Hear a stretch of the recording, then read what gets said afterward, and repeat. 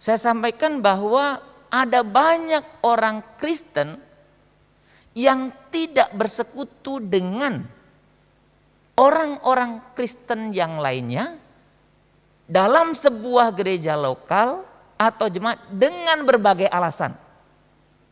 Sekali lagi, pada akhir-akhir ini ada banyak orang Kristen yang tidak bersekutu dengan orang Kristen lainnya dalam sebuah gereja lokal dengan berbagai alasan. Saudara memang secara data, secara umum, secara global, jumlah semakin hari orang-orang yang tak bergereja itu semakin banyak.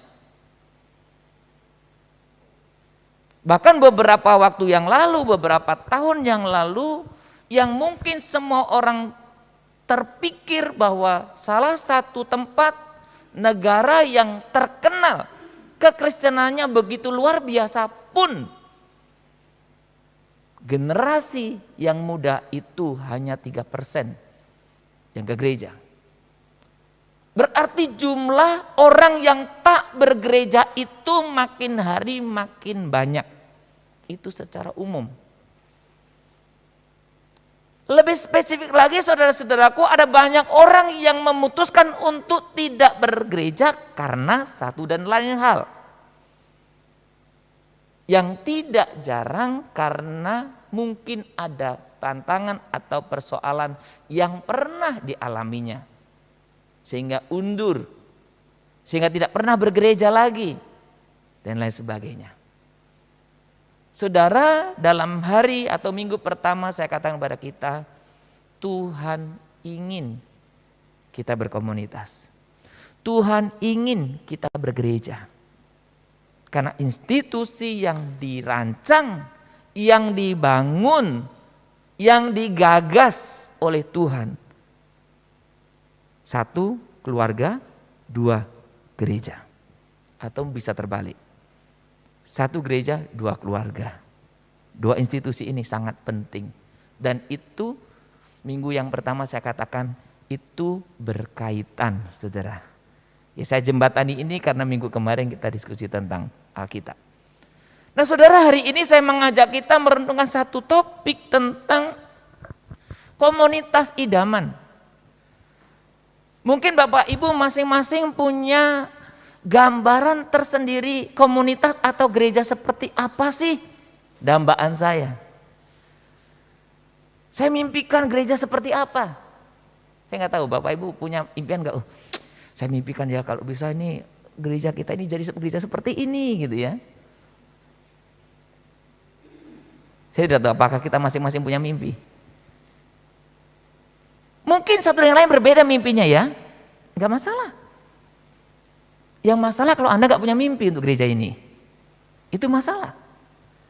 Kalau saya dan saudara tidak pernah punya mimpi untuk komunitas kita, itu masalah. Itu ibarat saya dan saudara tidak pernah punya mimpi untuk keluarga kita. Itu ibarat saya dan saudara tidak pernah punya mimpi, cita-cita untuk diri sendiri. Itu orang mati. Komunitas yang tidak punya mimpi, komunitas yang tidak punya keinginan, komunitas yang tidak pernah punya kerinduan yang besar untuk kedepannya, komunitas itu mati. Hanya menjalankan rutinitas belaka. Ya, kemarin di pembinaan majelis saya katakan itu kemudian berhenti, ya, kemudian tengah pelan-pelan, ya, menuju kematian. Dan saya percaya kita tidak sedang seperti itu. Komunitas idaman, komunitas yang saya dan saudara mimpikan, komunitas yang bukan hanya saya dan saudara mimpikan, yang semua orang mimpikan. Tentu yang saya dan saudara inginkan komunitas yang benar, bukan? Bukan sekedar hanya saya ingin, saudara ingin, ya, tapi yang semua orang ingin dan tentu yang Tuhan inginkan. Ya saudara, kita akan belajar bersama-sama dari contoh yang pernah ada, komunitas yang pernah ada, Dan contoh ini bukan hanya ya kita orang percaya yang mengetahuinya, tapi dicatat oleh sejarah. Bukan hanya kita percayai, tapi dicatat oleh sejarah dunia ini. Mari kita membuka Alkitab kita dari Kisah Para Rasul pasal yang kedua. Kita akan membaca ayat 41 sampai dengan 47. Kisah Para Rasul pasal yang kedua 41 sampai dengan 47. Kalau sudah mendapatkannya, baik Bapak Ibu yang di sini maupun yang di rumah, mari kita mengikutinya ya. Saya akan membaca secara perlahan ya, karena ini live streaming jadi dibaca sendiri ya, karena kalau yang lain baca nggak masuk ke sound ya. Saya akan baca perlahan-lahan. Orang-orang yang menerima perkataannya itu memberi diri dibaptis, dan pada hari itu jumlah mereka bertambah kira-kira 3.000 jiwa. Mereka bertekun dalam pengajaran rasul-rasul dan dalam persekutuan, dan mereka selalu berkumpul untuk memecahkan roti dan berdoa. Maka ketakutanlah mereka semua, sedang rasul-rasul itu mengadakan banyak mujizat dan tanda. Dan semua orang yang telah menjadi percaya tetap bersatu. Dan segala kepunyaan mereka adalah kepunyaan bersama. Dan selalu ada dari mereka yang menjual harta miliknya, lalu membagi-bagikannya kepada semua orang sesuai dengan keperluan masing-masing. Dengan bertekun dan dengan sehati mereka berkumpul tiap-tiap hari dalam bait Allah. Mereka memecahkan roti di rumah masing-masing secara bergilir dan makan bersama-sama dengan gembira dan dengan tulus hati sambil memuji Allah. Dan mereka disukai semua orang. Dan tiap-tiap hari Tuhan menambah jumlah mereka dengan orang yang diselamatkan. Bapak Ibu, saya tidak tahu ketika Bapak Ibu membaca teks ini apa yang membuat Bapak Ibu tertarik. Bagian mana yang menyita perhatian Bapak Ibu ketika membaca teks ini?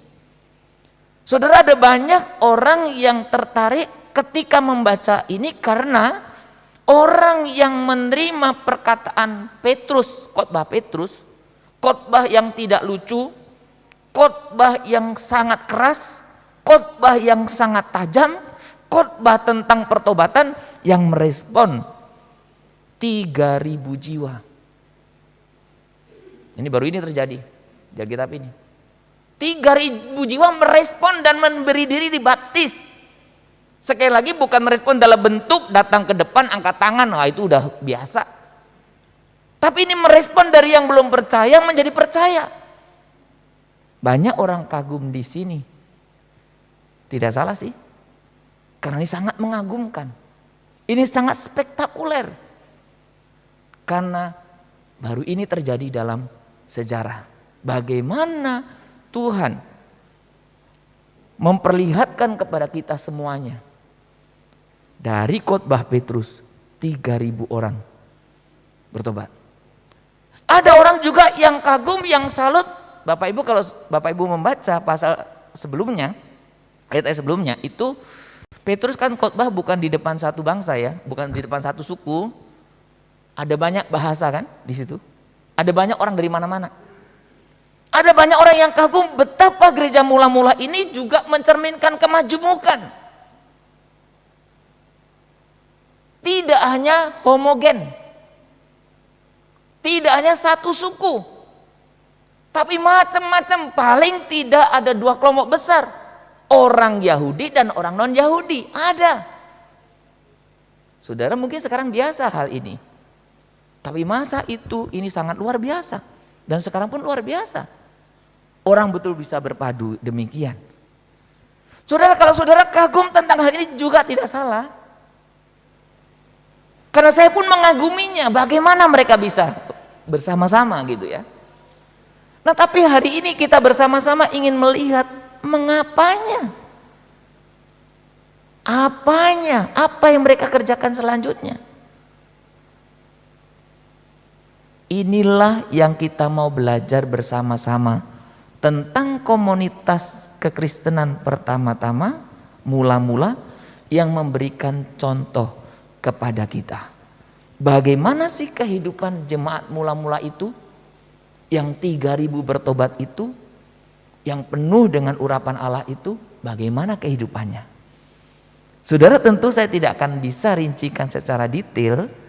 Saya mau sampaikan 2 prinsip penting pada pagi hari ini, yang saya dasari dari ayat yang ke-42 bagian A.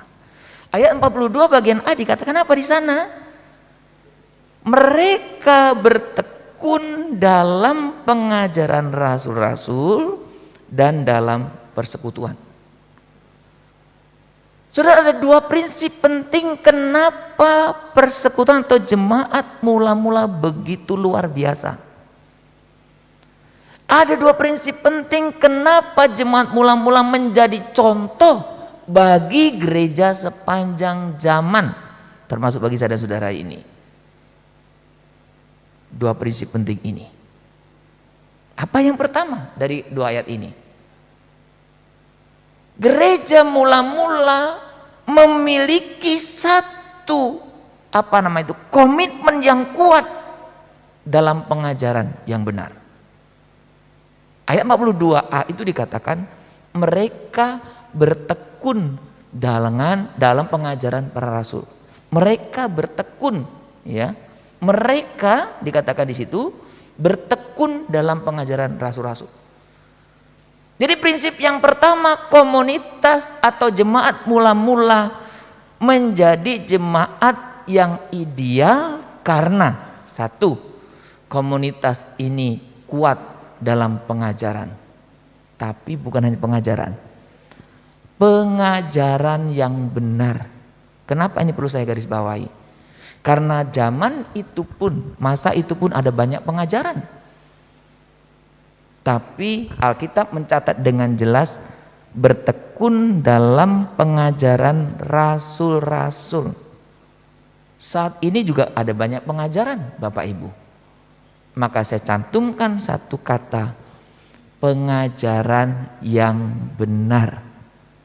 Jadi tekun dalam pengajaran saja belum tentu benar. Tapi harus jelas pengajaran yang benar. Nah, saudara, pengajaran yang benar itu yang mana? Ya, tentu kita akan coba lihat dulu apa sih pengertiannya bertekun dalam pengajaran rasul-rasul. Ini jemaat mula-mula, ya, Bapak Ibu. Jadi jemaat mula-mula itu bertekun dalam pengajaran rasul-rasul. Nah, saudara, di dalam kata bertekun ini sebetulnya ya dipakai istilah kata yang sangat menarik. Di sana disebut katanya apa itu? Proskarterontes. Apa itu artinya? Yang penting artinya ya Bapak Ibu. Itu tekun, setia, menyibukkan diri, mengabdikan diri, menghabiskan banyak waktu. Untuk apa? Pengajaran yang benar. Sudah dengar baik pernyataan ini? Tekun, setia, menyibukkan diri, menghabiskan banyak waktu untuk belajar, tekun pengajaran yang benar. Saudara, maka ada orang yang mendefinisikan bahwa orang jemaat mula-mula itu betul-betul memberi energi, waktu, tenaga yang besar, yang paling optimal. Untuk apa? Mengerti pengajaran yang benar. Saudara, ini salah satu tantangan gereja sekarang. Sekarang orang tertarik yang pendek-pendek. Sekarang orang tertarik yang bagus-bagus, yang menarik-menarik. Seberapa banyak di antara orang percaya yang mau menyibukkan diri, menghabiskan banyak waktu, membuang tenaga belajar.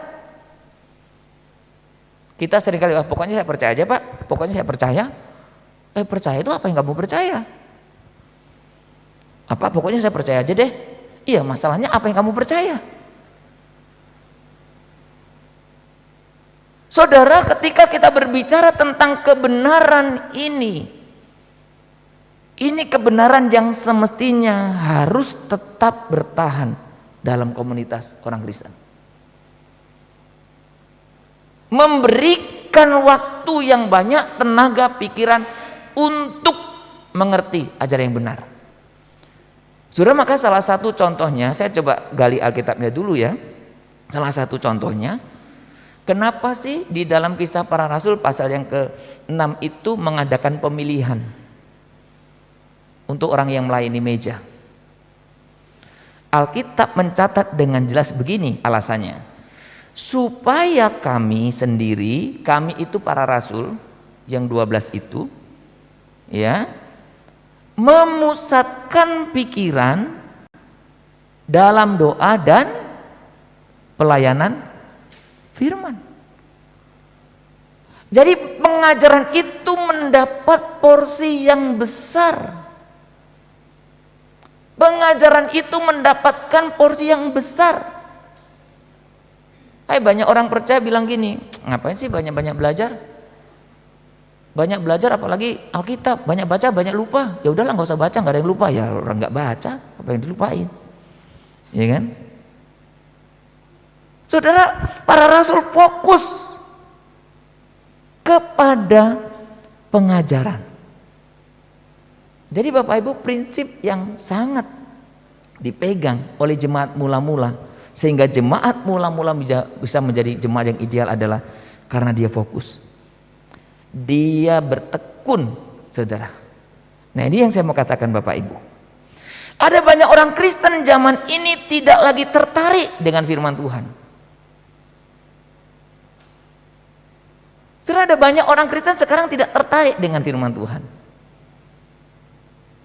Banyak orang lebih tertarik dengan cerita, ayolah sering-sering pengalaman saja. Ayolah kita belajar yang apa, masa belajar firman Tuhan terus, bosen. Minggu udah belajar firman Tuhan, ini belajar firman Tuhan, belajar firman Tuhan terus, bosen. Ada banyak orang seperti itu. Saya yakin bukan saudara sih itu orangnya. Di sini nggak ada. Ya. Tapi banyak orang Kristen itu nggak tertarik. Orang lebih senang dengar cerita pengalaman orang lain yang belum tentu kebenarannya. Saudara, pengalaman belum tentu kebenarannya kan? Banyak orang Kristen yang tidak tertarik kepada firman Tuhan. Saudara, kalau kita memperhatikan, kita tidak pernah memperhatikan tidak? Di depan kita ada apa? Bukan saya ya. Depan kita ada Alkitab ya. Ini dekorasi atau apa? Ada banyak orang melihatnya sebagai dekorasi, bukan? Kemudian saudaraku, ada gereja-gereja tertentu yang membuat mimbarnya begitu besar. Bukan hanya besar, tinggi. Kenapa? Saudara, ini bukan hanya dibuat sedemikian sebetulnya. Ada pengajaran yang mau disampaikan. Bahwa salah satu fungsi gereja, salah satu hal yang utama gereja adalah menyampaikan pengajaran yang benar, yaitu firman Tuhan. Tapi masalahnya adalah orang cuma lihat itu dekorasi. Orang lebih sibuk memperdebatkan mimbarnya yang besar atau kecil. Tapi orang tidak atau jarang sibuk belajar kebenaran firman Tuhan. Saudara, dimanapun gerejanya, apapun gerejanya, seberapapun banyaknya orangnya, kalau firman tidak menjadi sentral dalam pengajarannya, saya berani pastikan itu komunitas yang tidak benar. tidak ideal. Pak, tapi dia banyak. Benar tidaknya sesuatu bukan ditentukan banyak tidaknya yang hadir. Saudara, saya sangat menggarisbawahi ini karena salah satu juga ketakutan saya, kekhawatiran saya sebagai hamba Tuhan, sebagai orang percaya, pribadi terhadap generasi berikutnya, sebagai hamba Tuhan untuk semua orang. Semakin hari orang semakin tidak tertarik dengan firman Tuhan. Kalau Timotius menyebutkan itu, orang lebih tertarik dengan cerita-cerita dongeng, tanda kutip ya. Saudara, hati-hati. Zaman ini kalau kita terlena dengan hal-hal yang menarik di luar firman, saya dan saudara sedang digiring untuk saya dan saudara tidak lagi hidup berdasarkan ajaran yang benar. Saudara, orang lebih tertarik, senang dengan pengajaran-pengajaran yang lain. Ya, tidak tertarik dengan Alkitab, firman Tuhan, 1 poin. Lebih senang dengan pengajaran yang lain, poin berikutnya.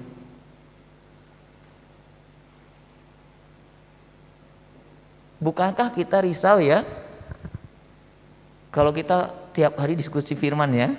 Ini di gereja kita kan ada banyak ya, belajar gemas ya kan.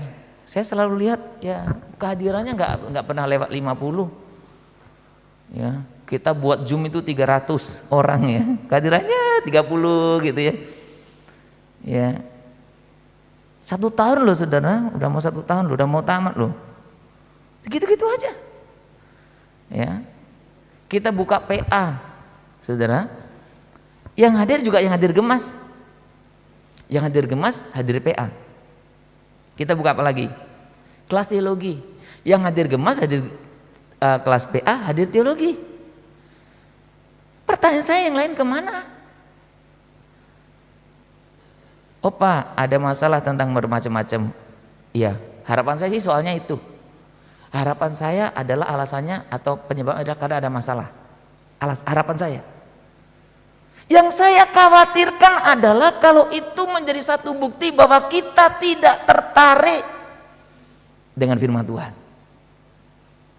Kekhawatiran saya, ketakutan saya adalah kalau saya dan saudara tidak lagi senang dengan pengajaran yang benar. Kalau cuma alasannya pulsa, ya puji Tuhan. Berarti nanti kalau sudah enggak online bisa datang. Ya. Kalau alasannya itu, saudara. Ini prinsip yang sangat penting dan sangat mendasar, Bapak Ibu. Karena kalau dasarmu, dasar saya salah, maka apapun yang saya lakukan pasti salah. Saudara, ayat yang sangat powerful bagi saya, seringkali saya ingatkan adalah dalam Kisah Rasul pasal yang ke-17 ayat yang ke-11. Kita boleh baca bersama-sama ya, saya tuliskan di situ. Mari kita membaca bersama-sama.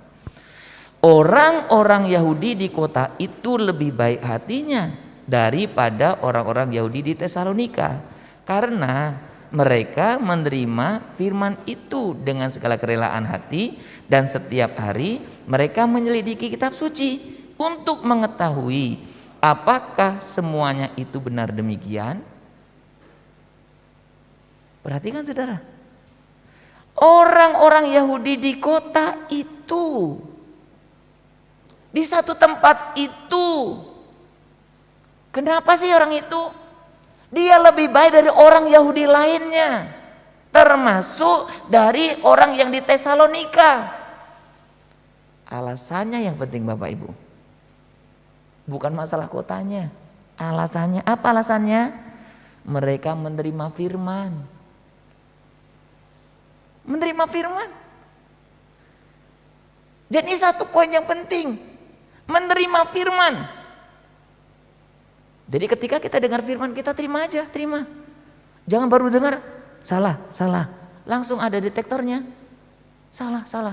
Terima. Langkah berikutnya apa dikatakan? Setiap hari mereka menyelidiki kitab suci dan untuk mengetahui apakah semuanya itu benar demikian. Saudara, ada banyak orang, kenapa sih orang dari tahun ke tahun kekristenannya seperti itu? Karena pemahamannya tidak bertambah.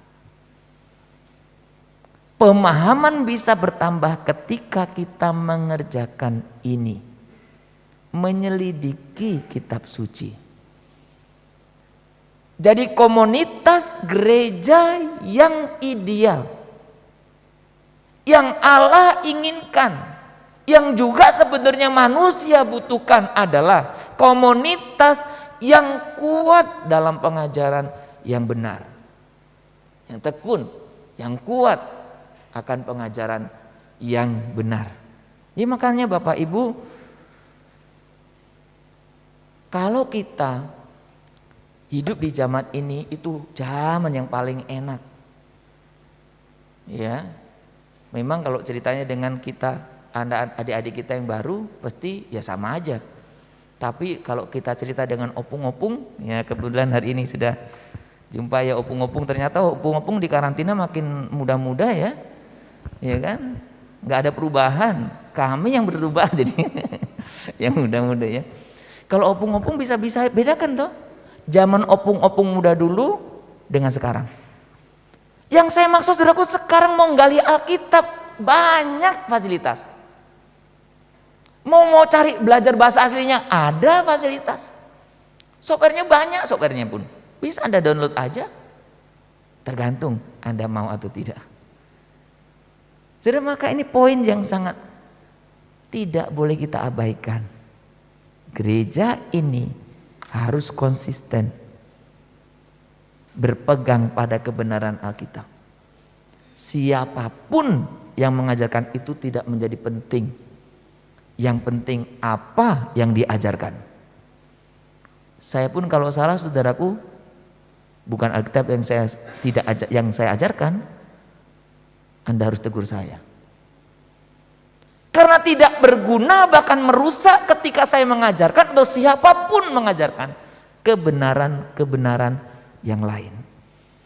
Salah satu khotbah yang pernah menegur saya adalah, saya sebut nama nggak apa-apa ya, khotbah Pak Daniel Alexander. Saya dulu juga suka ngutip kata-kata orang, ya biar kelihatan keren kan. Jadi saya suka kutip kata-kata orang, kata-kata filsuf gitu, saya suka. Sampai suatu ketika Tuhan tegur saya melalui khotbah Pak Daniel Alexander. Dia bilang gini, saya heran, banyak pengkhotbah sekarang lebih senang mengutip kata-kata orang yang sudah mati daripada mengutip firman Tuhan yang Tuhannya masih hidup. Saya betul-betul tertemplak waktu itu. Dan sejak itu saya sangat jarang saya mengutip kata-kata orang-orang pinter karena mereka sudah mati. Kalau salah nggak bisa komplain. Ya, tapi firman Tuhan itu hidup. Dia bisa membuat kita mengerti, kebenarannya bisa diajarkan kepada kita melalui Roh Kudus Tuhan. Jadi poin pertama, komunitas ideal, komunitas idaman adalah komunitas yang kuat dalam pengajaran yang benar. Yang kedua, saudara, poin yang kedua, kalau saudara memperhatikan di dalam ayat yang ke-42 tadi, ya, mereka bertekun ya dalam pengajaran rasul-rasul dan dalam persekutuan. Maka poin 2 itu saya buat kalimatnya, komunitas yang ideal, komunitas yang mempraktekkan. Saya tidak tahu mempraktikkan benar nggak tulisannya, mempraktikkan atau mempraktekkan ya. Saya dulu sekolah sore, jadi kadang-kadang bahasa saya belepotan. Mempraktikkan kebenaran firman Tuhan dalam persekutuan. Saudara, ada banyak orang dalam persekutuan begitu getol dengan pengajaran benar sehingga mereka jadi orang-orang Farisi modern. Orang Farisi itu ahli Taurat, kan namanya ahli ya, ahli Taurat yang ahlinya Taurat. Kita itu oleh saudara sepupu kita disebut ahlul kitab. Ahlul kitab itu artinya ahli kitab. Nah, yang dituntut oleh Tuhan bukan hanya ahli kitab. Karena kalau saya hanya ahli kitab, saya akan menjadi orang Farisi. Kalau saya hanya ahli bisa mengerti Alkitab, saya hanya jadi orang Farisi saja. Yang Tuhan inginkan, apa kebenaran yang saudara dan saya tahu itu dipraktekkan di mana? Dalam persekutuan, saudara. Jadi ketika kita berbicara tentang komunitas yang ideal, bagaimana kita boleh mempraktekkan apa yang kita ketahui. Maka jemaat mula-mula, saudaraku, bukan hanya tekun dalam pengajaran firman Tuhan, tetapi mereka sungguh-sungguh mempraktekkannya. Saudara, banyak orang mendikotomikan tentang belajar, tentang teori dan praktek. Ya, banyak orang bilang, percuma belajar teori kalau nggak praktek. Nggak salah sih. Nggak penting teori, yang penting praktek. Nggak sepenuhnya benar juga. Saudara, siapa yang pernah latihan mobil sendiri, diajari oleh teman? Ya. Pokoknya lihat kanan kiri, pokoknya pencet aja. Saudara, pertama saya belajar mobil, saya pusing. Karena diajari oleh orang. Pokoknya ini gini-gini aja lah. Saya nggak ngerti itu yang dipencet. Apa ini fungsinya apa, nggak ngerti. Daripada pusing, udahlah saya kursus saja. Nah, di kursus beda. Di kursus ada kelas teorinya. Oh, ini fungsinya, ini fungsinya, ini fungsinya, nanti kalau kamu apa, ini dipencet, ngerti. Teori, praktek itu sama-sama penting. Kalau Anda hanya mengerti teori, nggak pernah praktek, ya omdo. Tapi Anda praktek nggak pernah ngerti teori, apa yang Anda praktekkan? Bisa salah. Ya, jemaat mula-mula itu tekun dua-duanya, saudaraku. Pengajaran tekun, praktek tekun. Jadi saudara, kita jangan mendikotomikan itu, memisahkan itu. Teori harus kita belajar kebenaran firman, praktek juga harus kita lakukan. Nah, saudara-saudara, kalau kita lihat jemaat mula-mula itu memiliki keseimbangan yang luar biasa. Karena kehidupan mereka benar-benar mempraktekkan dalam kehidupan, baik menyangkut hubungannya dengan Tuhan maupun menyangkut hubungannya dengan sesama. Jadi saudara, apa yang saudara rasakan ketika kita tidak bisa bergereja bersama? Kangen bukan? Anda kangen siapa? Apakah kangen Tuhan? Kangen Tuhan bisa di rumah, betul kan? Apakah kangen gedung gereja? Kan tidak kan? Saya sendiri, ya kangen Tuhan, saya bisa datang doa sendiri, ya ketepatan saya di gereja. Tapi yang saya kangen siapa? Bapak Ibu. Jadi kebenaran itu, kebenaran menyangkut Tuhan, hubungan kita dengan Tuhan. Kebenaran itu juga kebenaran yang harus praktekkan dengan apa? Dengan sesama. Saudara, nanti dalam kesempatan yang lain, tema-tema kecil kita akan bahas secara rinci. Tapi saya ingin memperlihatkan bagaimana ungkapan di dalam Alkitab itu memperlihatkan jemaat mula-mula sangat kuat dalam hubungannya dengan Tuhan. Apa disebutkan di sana? Tiap-tiap hari dalam bait Allah. Ya, tiap-tiap hari dalam bait Allah. Kemudian apa? Memuji Allah, memuji Tuhan. Berdoa. Jadi jemaat mula-mula hidup yang seperti ini. Saudara, maka kalau kita membangun satu komunitas apapun, termasuk kalau Bapak Ibu ikut cell group dan sebagainya, kenapa sesingkat apapun kita pakai waktu sebentar, kita khususkan waktu untuk menyembah Tuhan. Ya, tanpa juga saya mendikotomikan, oh berarti kalau ketemu aja nggak berarti Pak, bukan. Tapi saya ingin mengajarkan satu prinsip, hubungan dengan Tuhan itu sangat penting. Itu nggak bisa digantikan dengan apapun, nggak bisa. Ya, maka kita ketika mau rapat pun sama kan, kita pujian penyembahan sebelum rapat. Kita mau apa? Karena membangun hubungan dengan Tuhan itu sangat penting. Dari mana kita tahu? Kalau kita tekun dalam pengajaran yang benar itu. Nah, jemaat mula-mula mengerjakan ini. Tiap-tiap hari. Ya, tiap-tiap hari. Nah, ini Bapak Ibu kita masih buka satu kebaktian ya. Doakan supaya nanti bisa buka 2. Bisa aktif 2 ya. Ini karena udah terlanjur 1 terus jadi kita nyaman 1 ya. Nanti supaya 2. Ya. Saudara, kita berbicara tentang ketekunan ini.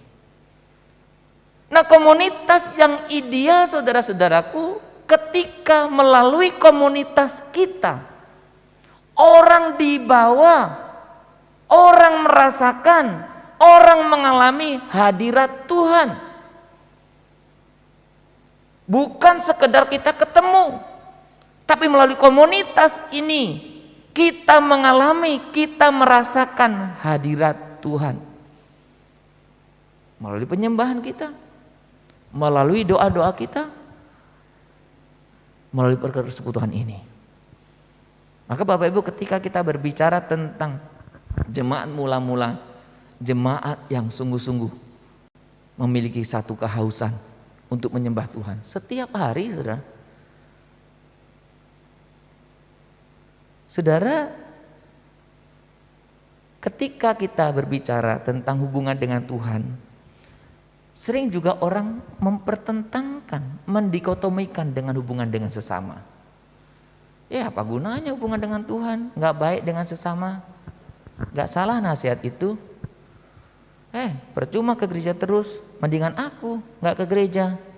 Nggak ke gereja kok mending? Dari mana mendingnya? Percuma dia rajin berdoa, mendingan aku nggak berdoa. Nggak berdoa kok mending? Dari mana itu teorinya? Kenapa muncul itu? Karena kita mencoba memisah-misahkan. Nah, saya mau kasih tunjuk kepada kita, jemaat mula-mula begitu memiliki hubungan yang baik dengan Tuhan. Apa yang berikutnya? Mereka juga memiliki hubungan yang baik dengan sesama. Jadi saudara, ini nggak bisa dipisahkan. Jadi saya selalu katakan, saudara, kalau ke gereja kita nggak hanya mau jumpa Tuhan. Ke gereja itu jumpa Tuhan dan anak-anak Tuhan kita. Ya. Jadi kadang kesalahan yang sering dipelihara, yang diturunkan dari turun temurun adalah selalu nasihat gini. Sudahlah, nggak usah lihat Sumardi itu, kita ke gereja, lihat Tuhan saja. Kayaknya udah rohani banget ya. Lagi orang nggak suka dengan saya, udah nggak usah lihat Sumardi, ya lihat Tuhan saja. Makanya kalau jumpa yang tidak disukai, lalu langsung lihat Tuhan. Nggak tahu ya, Tuhan pun nggak ada di situ, ya kan? Enggak, saudara. Hubungan baik dengan Tuhan itu kita buktikan dengan sesama. Maka istilah-istilah di sini saya coba kutip-kutip ya dari ayat itu, apa? Orang yang percaya itu berkumpul. Ya, ini terlepas dari pandemi ini ya. Bersatu. Bayangin saudara, kompak, ya. Dan segala kepunyaan mereka adalah kepunyaan bersama, merasa memiliki satu yang lain. Memecahkan roti. Memecahkan roti ini bisa 2 fungsi. Ya. Memang perjamuan kasih atau perjamuan kudus itu, tapi dulu kan biasa ya, bukan formal seperti sekarang. Saudaraku. Kemudian apa dikatakan situ? Makan bersama. Saudara, dalam budaya Yahudi atau budaya masa itu bukan seperti kita sekarang. Kita bisa makan bersama dengan siapa saja. Bukan. Makan bersama itu simbol penerimaan. Makan bersama itu simbol keterbukaan. Makan bersama itu simbol bahwa kita satu dengan lain saling bisa menerima. Itu makan bersama. Jadi bukan sama-sama makan. Ini mempunyai nilai yang besar. Kita bisa makan bersama. Tulus hati. Dan di situ kita melihat bagaimana. Secara bergilir. Oh, hari ini di tempat opung makan bersamanya. Besok tempat bapak, ya besok lagi tempat opung ini makan bersama, bergilir.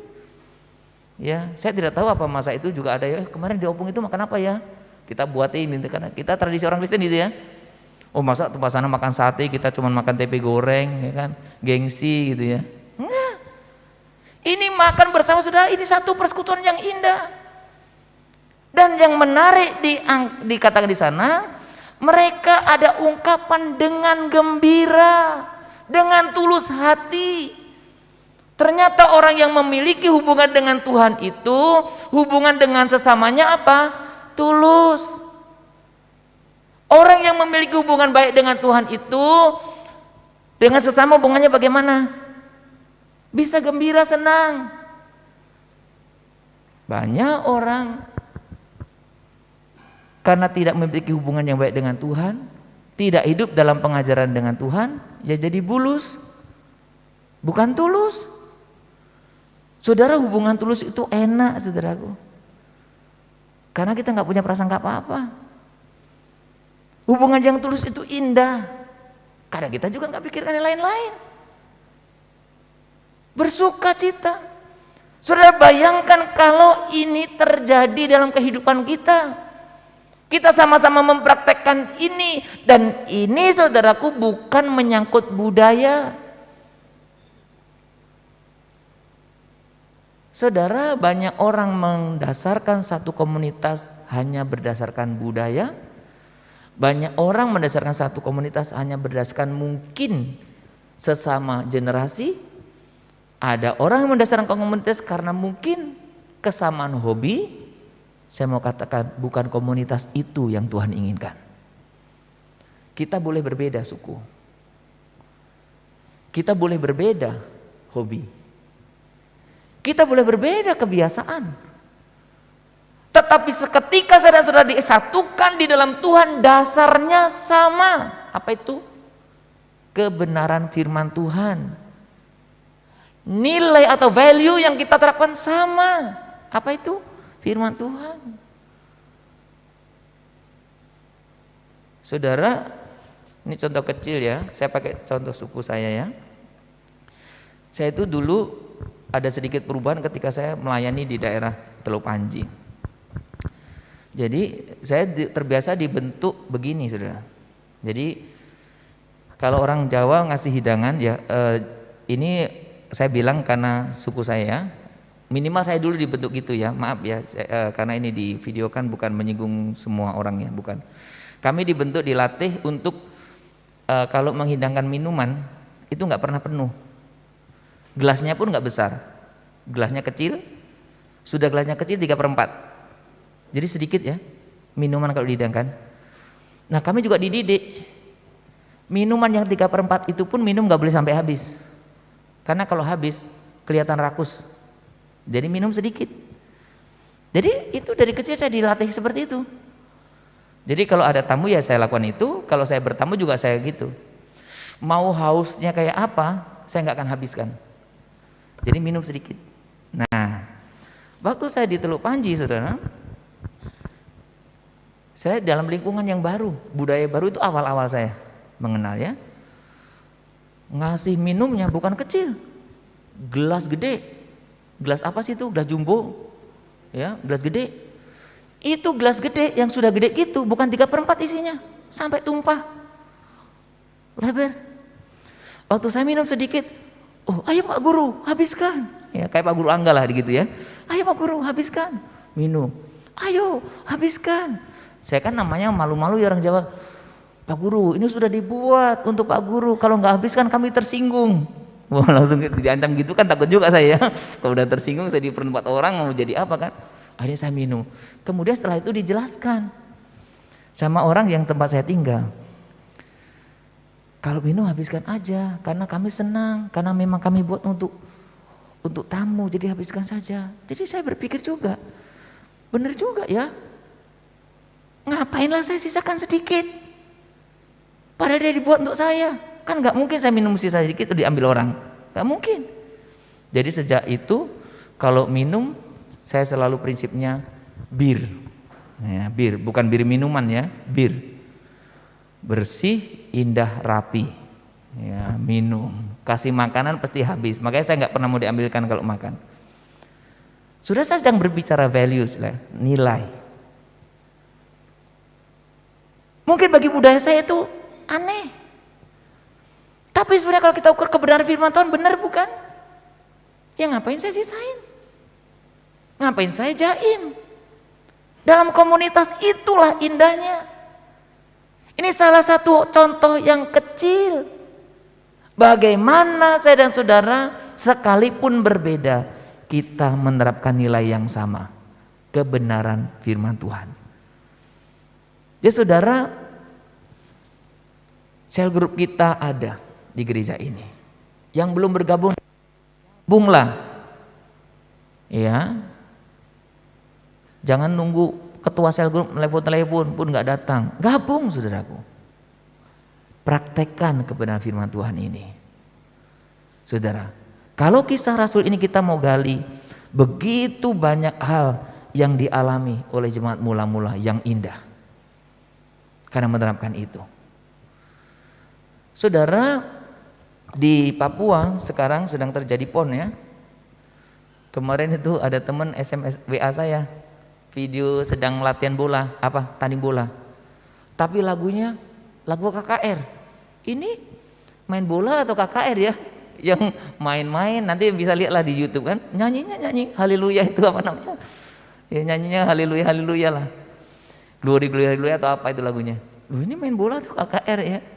Ya tapi hari ini saya tampakkan foto ini bukan untuk itu. Saudara, salah satu sindrom yang dihadapi oleh gereja adalah ada banyak orang yang gemar menjadi pengunjung atau penonton, hadir kebaktian saja atau nonton online saja, tapi tidak pernah mau ambil komitmen untuk bergabung dalam jemaat lokal yang sungguh-sungguh. Banyak orang memakai alasan rohani. Emang penting Pak jadi anggota gereja? Yang penting kan jadi anggota kerajaan Allah. Ya memang saya suka tidak komentari juga. Tapi pertanyaan saya, tahukah kita artinya gereja? Tahukah kita artinya kerajaan Allah? Ada banyak orang datang sebagai penonton. Ada banyak orang sebagai pengunjung. Hanya penikmat-penikmat yang Tuhan inginkan dalam kerajaannya, baik di sini, di dunia ini, maupun di surga, bukan penikmat, tapi pelayan, pelaku. Saudara, ada juga orang yang lebih bangga kalau namanya ada tertulis di anggota gereja. Orangnya nggak pernah ada. Ada nama, tak ada orang. Yang ekstrim satu bilang nggak penting anggota gereja, salah. Ekstrim dua, yang penting ada nama anggota gereja, nggak pernah nongol. Anggota siapa? Saudara-saudara, saya dan saudara butuh komunitas. Ketika Anda mengerti kebenaran firman, Anda akan melakukan kebenaran ini. Dan Anda akan tergabung dalam komunitas ini. Ketika kita menjadi penonton, maka kita hanya sekedar orang bertepuk tangan ketika bagus. Ketika hanya menjadi penonton, kita orang yang kecewa ketika jelek yang kita tonton. Ketika jadi penonton, ketika orang mau ayo, ayo, ayo. Beda kalau saya dan saudara adalah anggota komunitas. Anda dan sayalah seperti jemaat mula-mula ini yang berjuang bagaimana melakukan kebenaran firman Tuhan. Saudara, ketika saya membaca ini secara berulang kali, kisah para rasul ini, saya suka bertanya gini, Tuhan, kok alangkah indah ya, begitu bisa ya. Dulu komunis mau pakai prinsip ini, teori Karl Marx ya, mau pakai sistem ini, meniru sistem apa namanya itu, yang kisah Rasul 2 ini. Tapi nggak bisa, saudara. Karena orang nggak pernah mau memberikan, maunya menerima. Karena Karl Marx lupa satu prinsip, manusia sudah berdosa. Lalu di sini bagaimana bisa? Karl Marx juga lupa satu prinsip. Dan kadang banyak orang percaya juga lupa prinsip ini. Ketika saya dan saudara menerima Tuhan Yesus sebagai Tuhan Juru Selamat, maka saya dan saudara adalah anak-anak Allah. Roh Kudus Tuhan mampukan, Tuhan beri kepada kita dan memampukan kita menerapkan prinsip ini. Saya percaya hari ini pun baik Bapak Ibu yang di rumah atau yang di ruangan ini, kalau engkau mengukur firman Tuhan ini dengan pikiranmu, maka semua gak masuk akal. Tapi kalau engkau membuka hatimu, mengerti kebenaran ini, biarkan Roh Kudus memimpinmu, engkau akan menangkap kebenarannya. Saudara, pertanyaan kita kepada kita semuanya, apakah di antara kita saat ini, terutama di GMI Jakarta Pusat, kita memiliki komitmen yang sama seperti jemaat mula-mula, yang tekun dalam pengajaran yang benar dan giat mempraktekkan nilai-nilai kebenaran firman Tuhan itu. Saudara, apa yang terjadi di dunia ini cerminan kita. Siapa diri kita? Kata yang sangat menguatkan kita adalah mereka disukai semua orang. Kemudian apa? Dan tiap-tiap hari Tuhan menambah jumlah mereka dengan orang yang diselamatkan. Saya ingin ketika saudara pergi dari gereja ini, atau ketika saudara jumpa orang lain, termasuk jumpa keluargamu, ceritakan kebenaran ini. Bawa kabar baik. Saya persekutuan di GMI Jakarta Pusat. Firman Tuhan diberitakan di sana. Kami pun berjuang mempraktekkan firman Tuhan. Dan saya percaya ketika ini saya dan saudara kerjakan, kebenaran yang berikutnya ini akan Anda alami. Dan tiap-tiap hari Tuhan menambah jumlah mereka. Saudara, kita tinggal di kota. Ada banyak orang yang bisa kita bawa. Mari, seperti jemaat mula-mula, kuat dalam persekutuan di gereja kita, mempraktekkan firman Tuhan yang kita pahami. Saudara, saya undang untuk kita bangkit berdiri. Nyanyian Metodis nomor 302. Kita akan angkat pujian ini bersama, biar ini menjadi satu ungkapan yang indah dalam persekutuan. Alangkah indahnya serikat beriman, cerminan kasih Tuhannya di dalam surga terang. Ayat 2. suka baik keluh berpadu berserang segala doa bertemu di tata rahmat-Nya. Ayat 1 sekali lagi. Alangkah indahnya